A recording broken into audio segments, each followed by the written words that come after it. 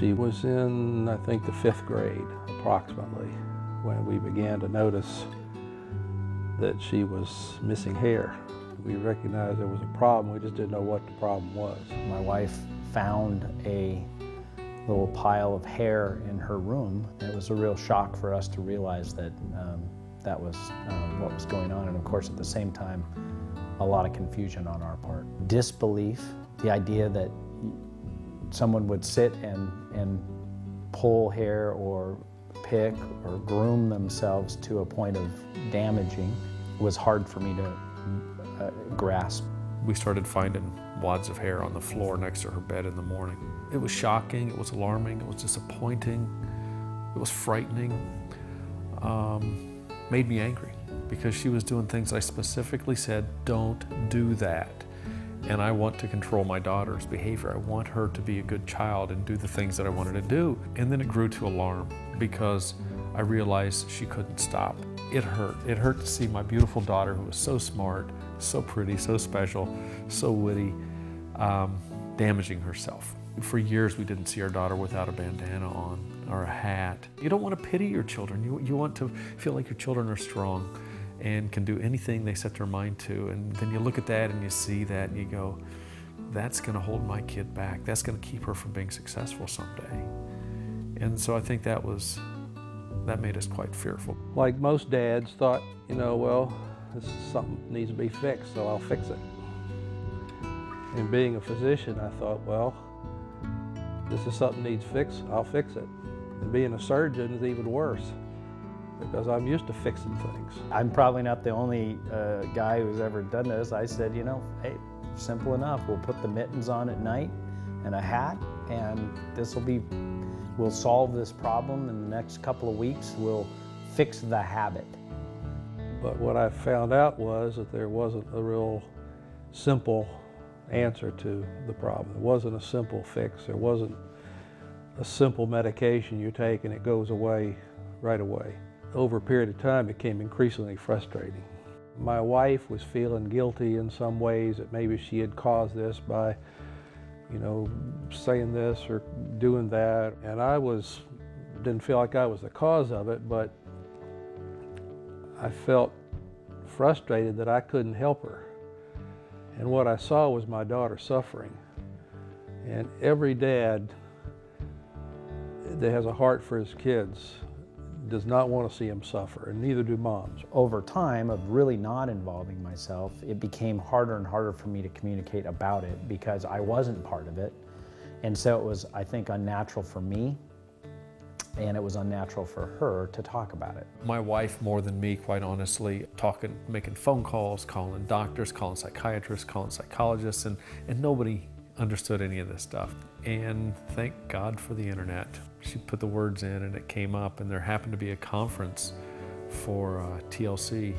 She called TLC and she said, you know, this is what my daughter has. It was just like a huge revelation. We'd never heard of it before. She was able to enroll at the last minute, and they showed up and they met all these people and saw all these young ladies, beautiful young girls and adults and girls and boys with the same thing that our daughter had. It was scary, but it also was like this huge weight being lifted off our shoulder because we recognized at that moment that it was real. It was a huge relief to know that, though it wasn't a cure, it was a relief in knowing that we weren't alone. The basis of my coming to terms with it was education, and I think TLC did more for that than any other possible source. And the most important thing I learned about it is that the person that is pulling their hair lives in constant shame. And the last thing I wanted to do was to make my daughter feel more shame by putting pressure on her. And so I think for me, one of the things that I learned is that I needed to be very, very understanding and not nag about pulling the hair. Shame is, I think, the worst result of this. It's not the hair loss. It's the shame that people bear and how it colors their whole outlook on life and their whole self-image. And I think that's the worst part of this problem. You can't expect them to take an adult approach to this until they're adults. And you got to be patient and let them do their thing. We actually went through a period of time with our daughter where She did nothing. She thought it was okay. I'm not saying she wanted it, but she wasn't willing to do anything about it. The most helpful thing for me as a dad, I think, is just an understanding. But if you don't get involved and learn about it, you'll only have misconception about what you're dealing with. And I promise you, because I did it, you'll make some bad decisions or stand on ground you got no business standing on because you just don't understand.